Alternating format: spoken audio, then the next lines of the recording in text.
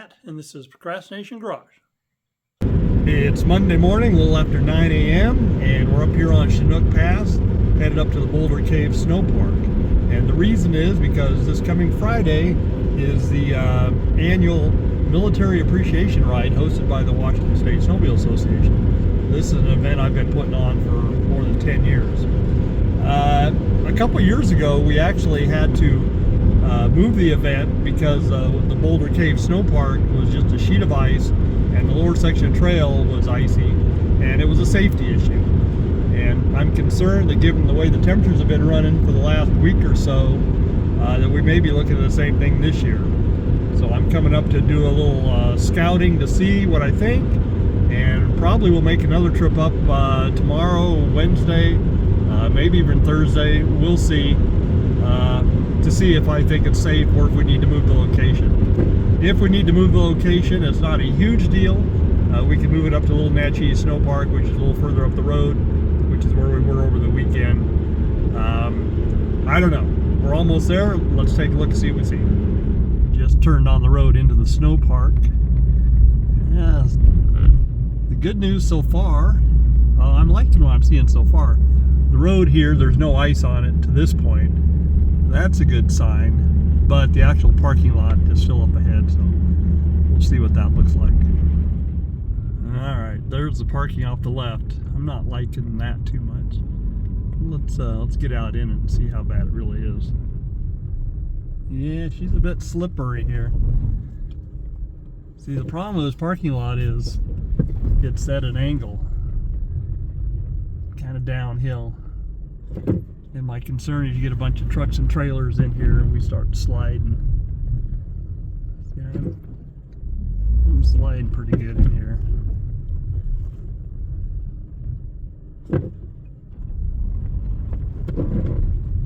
This is only one aspect of it. Yeah, this is slick. Alright, what we need to do though is we need to hike up the trail a little bit and see what the lower section of trail looks like. And I'll tell you why when we get up there. There's the lower section of trail. Can you tell how icy that is? Yowza. See this area right here? See how icy it is? Yeah. You know, we're going to have 7 or 8 guys that have never been on snowmobiles before riding up through here. And here's the key. If you're coming up through this, you need to be clear over on that side there where there's some fresh snow and hold a ski in there and get some traction with your track. If you get out here, you start sliding. The problem is this area here is just a little off camber towards the edge. And the reason I know is because I lost a new sled down over this edge back about 2019, I think. My sled was brand new, and I was coming back down the trail from up there to help some people that were stuck here, and I got a little too far out on this ice and was trying to stop, and it just started sliding. And at the time, the ice went clear over to the edge. And I got over the edge there, and it went right off down into there, tumbled a couple times, ended up against a tree. It probably was right there because I see a rock down there. I was up against a stump and a rock at the time. And I went down there, sled was still running. I tipped it over. I rode it out through the trees, back out on the road, and up and around. But we're lucky it happened right here because it's icy up there on the corner too, and if you were to go off over there, it's a lot further down and might have totaled the sled. Certainly would have been hard to recover. So at this point in time, I'm not bringing new guys up along this this trail right here, and it just brings back bad memories for me about my sled going down in there. That's my black sled that I've been riding off and on this season. You know, I've since put 8,000 miles on it, so it was fine. It's around 10:30 a.m. and I'm headed home. After I left the Boulder Cave Snow Park, I went ahead and drove up to Little Natchez Snow Park to take a look there. Mainly though was to figure out how long it takes to get from Little Natchez all the way back to Yakima to Powerhouse Grill, which is where we're having dinner that night. Because I have a reservation for 5:45 and I want to be there on time. So we're going to measure the time going back. Anyway, Little Natchez will work just fine, which I knew it would. It's icy there as well. The difference is the trails are wider and they don't go uphill next to cliffs. And that's what happens there at Boulder Cave when you first leave the snow park. So I'm going to give it a couple days because there is snow in the forecast for tomorrow, Wednesday, and Thursday, with Wednesday being the biggest snow day. If we get 2 inches of snow, that'll solve the problem at Boulder Cave. So we'll probably have to come back up and revisit. So let's go home and start getting gear ready for the ride on Friday. So I've been home for a little more than an hour. During that time, pulled the ATV out of the shop. I moved the log splitter. I set up some tables down here. Next thing I need to do, if you look back in here, up on top, you'll see those kind of tan tubs. I'll bring those over. I need 7 of them. I'll put a piece of blue painter's tape and put a name on them. And then we got to start going through these other plastic tubs, these big ones, and find the gear we need. I'll need helmets, gloves, snow pants, jackets, and whatever else they're going to need to ride on Friday. So I've got 7 guys from the local military training center that are going to come out and ride with us. So I have to provide gear for all of them, and then I also have to provide snowmobiles. This year I'm going to be providing 3 snowmobiles. Other friends are going to be providing the rest. So we're in pretty good shape. I don't know that I'm going to get all those tubs done today. Doesn't really matter. It's Monday. I've got until Thursday to get it done. And usually I check the list over to see if I have any funky sizes that I need. You know, 14 boots or extra small jackets or that kind of stuff. Everything is fairly normal, which can be a problem in itself. You know, if I've got 5 guys that need size 11 boots, yeah, I don't necessarily have 5 pairs of size 11 boots. We always make it work though. So let me get started. It's Wednesday afternoon, a little after 2 p.m. It's amazing how time gets away from a person. Days, hours, whatever. So we're still working on getting the gear ready for everybody for Friday's ride. You can see the mess I've got here. But let me show you where I'm at. I'm actually going to say I'm done. So each one of the tubs has a name on it. Inside that tub is a helmet, a pair of gloves, bibs or snow pants, and a jacket, and then also a head sock to wear. So we were set up for 7. This morning I was notified that they wanted to send one more, so I set up an 8th one. So it's kind of okay that I waited an extra day. That way I didn't have to scramble to do the one because I was scrambling to do all 8 of them. Anyway, they're all done. So now what I will do, double check each one. See this piece of paper right here, that has all the sizes and everything. So I'll double check to make sure I got the right size or as close as I can come. And then I'll fit everything nicely into the tub and put the lid on. And then we're ready to load up the trailer. Hope to get that done today. I like it. All 8 are done. I've inventoried them. Everything's packed in there neatly. Lids are on. Now what's always funny is that after the ride, those guys, they're not able to get everything back in there organized. And the reason it's important is because everything barely fits in the trailer. You know, it's stacked in there and blah, blah, blah. So it's nice that everything is neatly done. So I end up having to fix it. So I'm going to challenge them this year because they're all a bunch of Army guys. I'm retired Air Force. So I'm just going to say, hey, look, an Air Force guy was able to put all that stuff in there. You think as an Army guy you could match it at the end of the ride? We'll see. All right. Time to do some sled swapping, trailer swapping, and get loaded up.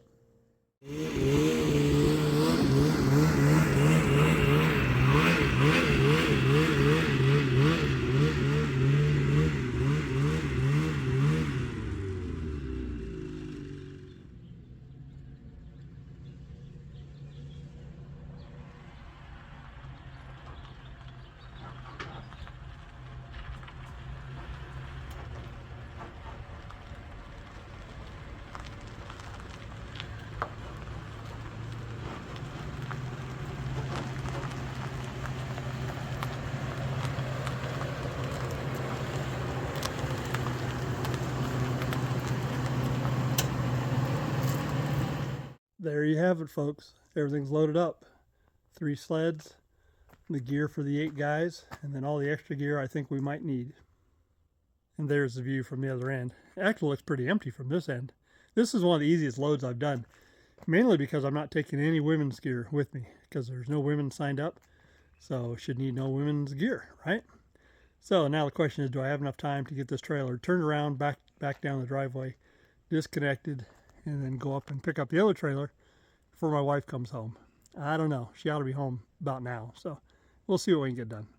It's 4:30. I'm not sure where my wife is, but we're done. Supposed to meet my daughter at 5:15 for dinner. It's her birthday. Anyway, this one's all set, ready to go swap sleds with friends tomorrow. That one down there is ready to be hooked up to the white truck when I get back. So we're like a day early, except for the sled swapping, but that's not a big deal. On Friday morning, my group of guys met up with the military guys in town around 8 a.m. By 9 o'clock we were in the snow park, and by 10 o'clock we were on the snow. We left the Little Natchez Snow Park and headed out beyond Government Meadows and found a higher elevation spot to stop and take a break. From there, we came back to the Government Meadows cabin. We let everybody play around in the meadow and stop, take a break, and just enjoy the time. Our lunch spot was Lost Meadow, where the Chinook Pass Snowmobile Club met us and provided lunch for everybody. Our final destination was Raven's Roost, where you got a spectacular view of Mount Rainier. While the snow conditions were hard and not a lot of fun to play in, the weather was spectacular. It's a little after 5 p.m. and our military appreciation ride is wrapped up for the day. I had a great day. Not sure. I think we did about 50 miles. I'd have to look. We took out 8 guys today. Everybody had a blast. We were a group of 16 total, including helpers and everything. Anyway, headed to Powerhouse Grill for dinner. Got to be there at 5:45, and we are right on schedule. Hi, are you still with me? If you are, do me a favor, hit the like button or the dislike button. Leave a comment. Hope you subscribe. Hope you tell all your friends. Thank you. It's Saturday morning around 8:15. Headed up on White Pass with the group. Got, I think, about 6 in our riding group today. Several of them were at dinner last night. We kind of finalized the details, but we'd actually planned this at our meeting last Monday. So headed to the 1000 Road to unload, gonna ride out to Conrad Meadows, and who knows where else. Should be a fun day. Get some video out on the snow. Just made the turn onto the Titan Reservoir Loop Road, so we're only a couple miles from our unloading point. Starting to see a little bit of snow. There'll be plenty of snow to ride up here. So, of interest, maybe, to me, I'm riding my black Skidoo today, my old one, and the reason being is because the other one is packed tightly in the Wassa safety trailer, and I just didn't feel like digging it out last night, and a friend of mine that was hauling the black one for the ride yesterday as a backup sled, he just came over to the house last night and unloaded it, so I just loaded it right in the back of the green truck, and here we are. As much as I like my new sled, I've got nothing against my old sled. I mean, the biggest reason to upgrade was because of the high mileage on the old one. As far as ride and handling, they're so close, I can jump from one to the other and don't really notice a difference. So there's no problem riding the old one. I enjoy it just fine. The bigger problem is moving my gear back and forth between the two, and I did have to do that last night.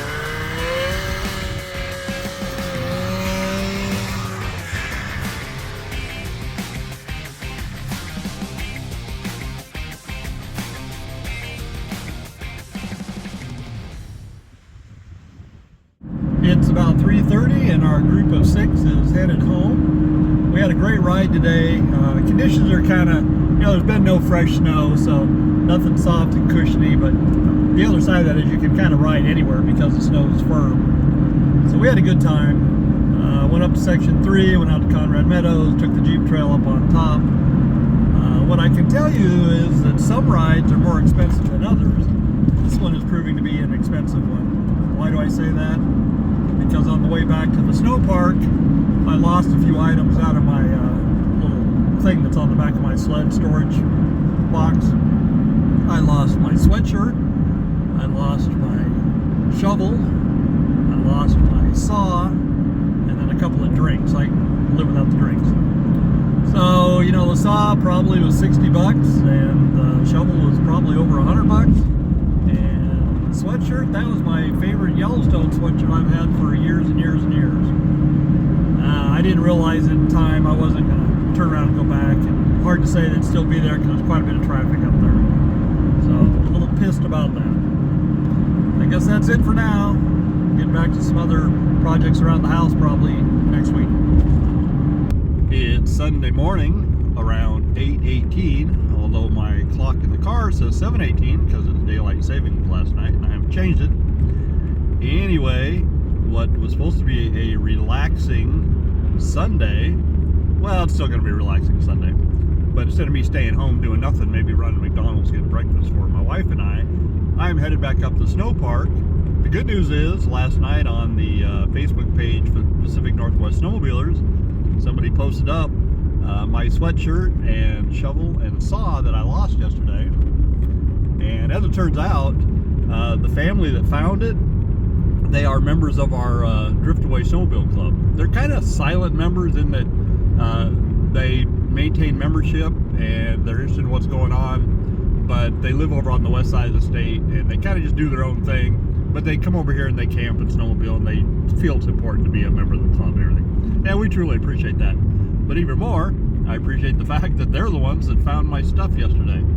I didn't even know they were up there camping. It's because they were camping in the other snow park, and we went out of another snow park, so we didn't see them camped and didn't see them on the trail. Although we probably did pass them on the trail on the way back. So anyway, enough talking. I'm going up to get my stuff. It's a kind of gloomy Wednesday around noontime. So what's going on? Well, we've got a camping trip coming up this weekend. It's nearing the end of the snowmobile season. Maybe, I'm not sure of that, but what I do know, it's the end of the snowmobile trail grooming season. Last of the grooming is occurring this week. With that, our club is going to have a final camp out up at the Cold Creek Snow Park, and that means time to do some prep work. Now, I probably will do the bulk of the prep tomorrow, loading everything up, but we've got a few things we can do today. One is we're not taking the green truck, we're taking the white truck because it's got the camper on it, so we'll need to swap the trailer. And then also, my daughter's snowmobile over there needs to go in the trailer, and one of the snowmobiles in the trailer needs to come out, and then we need to load up some firewood. There may be a few other things we do. I'm not going to walk you through every little step. You've seen it before. I'll just kind of give you an overview as I go along. I've got to make a batch of chili tomorrow. I've got to do some shopping tomorrow. Always something fun and exciting. And tonight is the last groomer council meeting of this. Now, I don't know that either. It is a groomer council meeting of the season. We may have another one in April. But we'll learn some more information about snowmobile trail grooming tonight.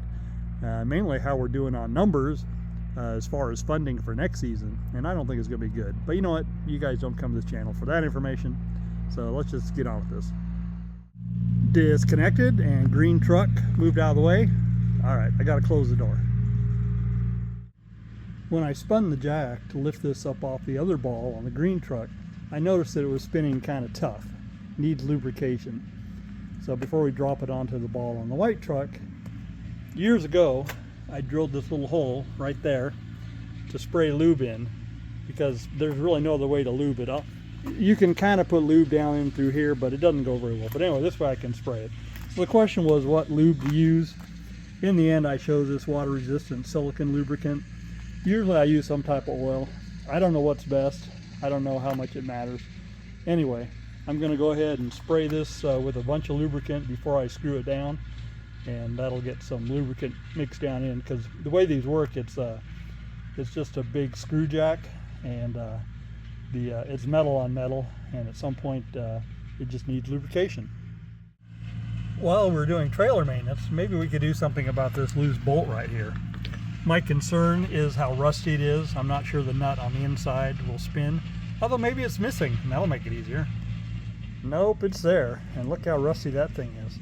I'm not sure what that takes. I guess it must be an Allen wrench. I'll figure it out. I got the bolt out. I don't see any problems here. Well, except for all those missing threads that rusted away. So maybe if we pull that out, we can check to see what the threads look like on the inside. It may be better just to run a new bolt altogether. It won't match, but it doesn't matter. So we're going from bad to worse. I don't know what this was supposed to look like, but it doesn't supposed to look like that. And there's still something stuck down in the hole there. I think I'll just go get a drill bit and see if I can open it up, figure out what's going on there, and we'll just find a bolt to fit. See the daylight through there? Yeah, there's some rot in there from wood. But anyway, I drilled out with a 5/16 bit, and it went right through. Just need to find a 5/16 bolt. So what did we find? How about a 3/8 inch bolt, fine thread, stainless steel. But don't worry, we just got regular washers. Anyway, I did have to drill out this washer to make it fit because it wasn't big enough, and I had to drill out my holes there because they weren't quite big enough. Should bolt together nice though. I've been a busy beaver. I got that bolt in. You can see it right there. There's the outside of it. Also, this entire assembly here had settled, and the reason is because of this hinge. See how this hinge here is tweaked? Well, we're not fixing that, and we're not easily taking that pole off to modify it. So the solution was a hose clamp. Basically, I just lifted this up and then put the hose clamp in there, so now it's resting on there. You can see when it turns. Not a perfect solution, probably will need adjustment or replacement in the future, but it's good enough for now.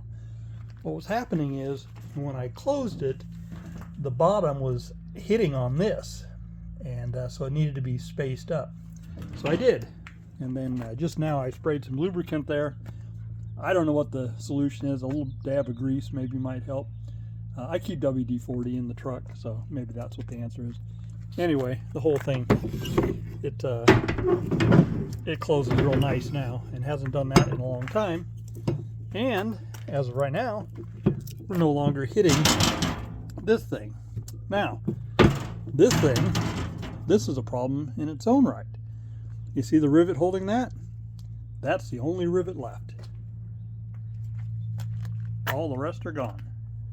So if I lose that rivet, I lose this entire piece. So I thought, well, I do have a bunch of rivets. Maybe I can make some work. My rivets are not the right diameter. They're not that big. Well, at least the ones I brought up. They're 3/16. Let me go down and see if I have something a little bigger. I don't think so, but I'll make a trip for the hardware store today or tomorrow, and we'll buy some that fit. Now, what would have been nice, these have the large flange on them, which is what this was. That would be nice. We'll see what we can do. Moving on. Now, have you ever had something that really bugs you for more than 2 years in this case, would only take not even 10 minutes to fix, and you just don't do it? You look at it and next time. Yeah, me too. Right down there. See that? It's some kind of water guard to keep water from splashing up into the engine compartment. And it's been loose ever since I took the front plastic valance off there. So it's gotten worse. It didn't used to hang down that far. It's probably as easy as using a zip tie or something to hold it up there. So let's look at it, figure it out, and fix it. Now, in my defense, when I first noticed it, I did come up under here, and it needs to tuck up somewhere. You see? And I had tucked it up, and it stayed for not even a week. Fell down again, and I just never did anything about it. So I'm looking at it, I'm not really sure. There's not really a place for it to tuck up under there. I guess I need to take a closer look. Right there is tucked about where it needs to be. So what I notice is that one little ear, can you see it right up there? Move it. So what if I put a hole in there and then wrap a zip tie down around this frame rail right here, or maybe 2 zip ties. I think I have even some heavy duty zip ties that may be long enough. So let's go ahead and drill a hole in it and see what we can figure out. In the end, I went with 2 holes, and I've got a zip tie run through it. Not one of my heavy duty ones, mainly because I didn't drag the heavy duty ones up here and I already brought this one up. Should be good enough, and if it breaks, well, then I'll do it again. Anyway, so I think it's going to take 2 zip ties to get around the whole frame, but let me get it in place and show you. I don't know if you can see, I've got 4 zip ties total, 2 to go around the frame horn, and then I did another 2 around a bracket. Because the ones around the frame horn, I wasn't sure that was actually going to keep the piece from going back that way, and if the wind catches it. So these others up here, where are they? Those will keep it from sliding back. Now, I don't know how much wind this gets, and it may rip off anyway. I guess we'll find out. But for now, we're calling it job well done. Okay, we're calling it job done. I've been thinking it's going to start to rain any time now, but it's been holding off, and actually it's getting a little lighter over there to the west, so maybe it's not. Anyway, my next step is to unload one snowmobile, load another. I'll get that done, show you afterwards. I've got my daughter's sled loaded in there on the left side, got the little tag-along trailer loaded in there. Next step is fill that little tag-along up with my remaining firewood. I guess it'll all fit. We'll see. It's about 4 o'clock, and I'm pretty happy with what I've accomplished today. So I did get the firewood loaded in there. I got a tarp on top, got my little fire pit on there, and I checked over my bag of fire starter material, make sure that's ready to go. So that's it. Tomorrow we'll get back on it and do most of the work and be ready to go Friday morning. It's Thursday afternoon, coming up on 2 p.m. I've spent the day out shopping and doing other things. Anyway, head down to the hardware store to see if I can find some rivets to finish fixing the snowmobile trailer. Also need to fill up some gas cans. I debated whether to fill up a propane bottle or not. I may wish that I had. I know I have, we're talking about a 20-pound one. I know I've got one full one on board in the camper. The camper's running on one that I don't know how much is in it. And then I'm bringing along another one for a buddy heater to run in our tent. So that ought to be enough. Plus I have a bunch of the little single, what are they, 1 pound or something, little green containers that screw into a lot of things. And I can use some of those too as needed. So anyway, let's go get some rivets. We are back from the hardware store, also filling up some gas cans. So I could not find any rivets. It looked like these are 1/4 inch rivets, and they didn't have any at the hardware store. In fact, I got to noticing that the rivet guns, none of the rivet guns could handle a 1/4 inch rivet, except for the one that I bought and broke and took back. So plan B, went and found some bolts with the smallest, thinnest head I could find, and these are a Phillips. So my goal is, I only bought 4 of them, so I'm just going to do the corners here, here, and over there, and over there. I'm going to have to drill them out a little bit, tap them, and then I'll put screws in them, and then we'll still be on the hunt for some 1/4 inch rivets and maybe a new rivet gun or something. So, you know, if I'd been paying attention to the hardware store, I would know what the thread pitch is on these and size. Pretty sure they're 5/16, but I don't know what the thread pitch is. But I have this handy dandy set here that I bought off Amazon a couple years ago that will help you determine what size nuts and bolts you have, so I can determine the thread pitch. Then I'll come to my tap and die set, ignore that, that's from the last project, and set up the proper tap and die. And since I'll probably have to drill it out a little bit, I've got my drill bits too. So let me figure out which size it is. Best guess, it is a 5/16-18. Now these things have a little bit of a self-tapper on the end, so it didn't screw in exactly. But when I tried going up a side to 3/8, that was definitely too big, and the 24 is a finer pitch thread. So we're going to go with the 5/16-18. First step, we're going to drill it back out to the 1/4 inch hole. I think I could drop oil down in there.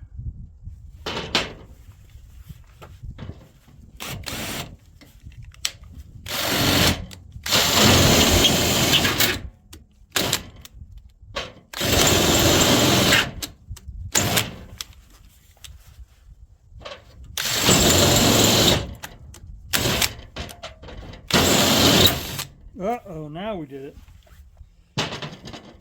Busted the bit off in there. All right, we need to get that out. What was happening is this piece of metal was moving around and catching it. Not cool. All right, let me go get a punch or something.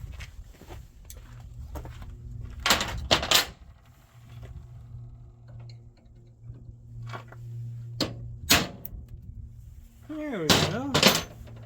All right, pair of vice grips to hold this in place.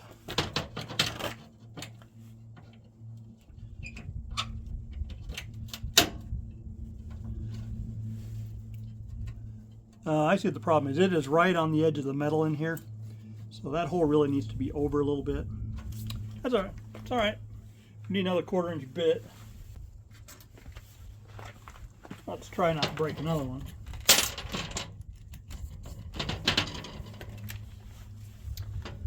A little more oil.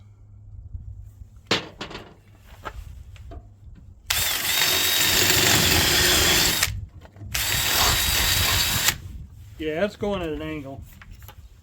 All right, stepping it up to a bigger bit. Don't remember what the size is. 5/32. A little more oil.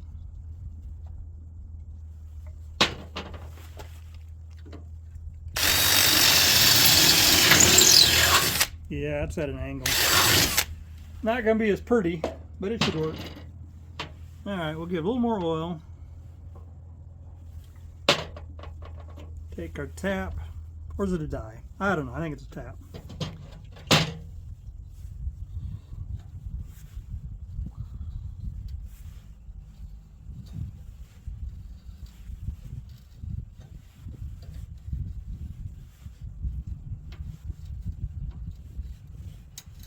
It's got to be gentle with these because you don't want to break off one of these.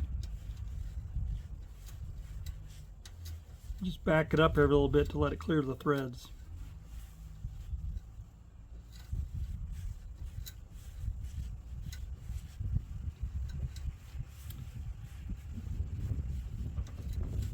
Piece of cake.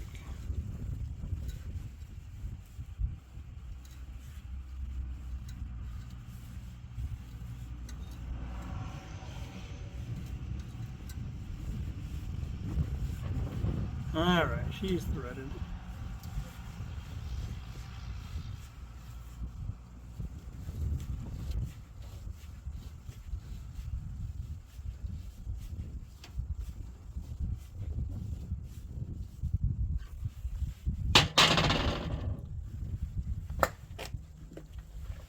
Now we need to screw, and we're going to power it in first. Low speed. Because this has self-tappers, it'll just be easier.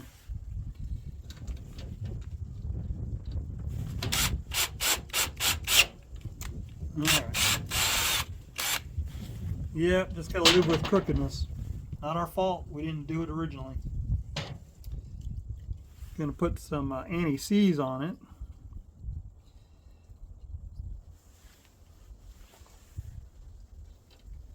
This time do it by hand.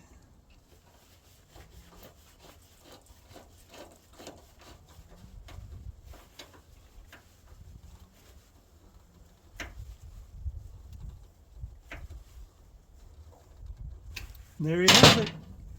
Just need to do 3 more. All right, all 4 screws are in. It's time to celebrate with a barbecue. No, we're not having a barbecue. But I am testing this barbecue to make sure it works because I'm taking it. So earlier today we had a kind of a group chat going on and we were talking about who was going and what everybody was bringing. Well, one of our prime camping couple, they're sick, they're not going to make it, and usually they cook burgers. And so I figured I'd step up and take care of that. So I bought some burgers and cheese and buns and got all the condiments and everything. But I need a barbecue, and this is the barbecue I'm going to take. So you can see it smoking. Seems to be working. What it was is that things been sitting out in the weather, and I was afraid that the little regulator there had maybe gotten plugged or gone bad or something. So the only reason I'm still heating it right now is because it needs to be scraped off. So it's Got some food on it from the last time. Anyway, seem to be in pretty good shape. Nearly done loading everything and just about ready to go tomorrow. All right, folks, we've reached the end of another episode of Procrastination Garage. Hope you enjoyed it. Hope you're not sick of snowmobiling. You probably are. I get it. And we're not quite done. I know the next video's got to have some snowmobiling in it since we were going camping and it was a snowmobiling weekend. And I know I rode a couple more times after that. But there should be some projects mixed in amongst it, I hope. So it is currently May 20th as I'm doing this outro. Happy birthday to my brother. It's his birthday today. And we just got back from our first camping side-by-side trip of the season here last weekend. So things are changing. Hope you guys will stick around. So if you didn't do it already, please hit the like button or the dislike button. Please subscribe. Please tell all your friends. Blah, blah, blah. Sorry this video is so late. Took a trip to Santa Barbara. That's something coming from that. And then the camping, and I got way behind. I should be back to a minimum of a 2-week schedule starting right now. And God, it'd be real nice if I get back closer to a week. I've got lots of content and just need to get it out there. So we'll see you soon. Oh, by the way, I'm Matt, and this is Procrastination Garage.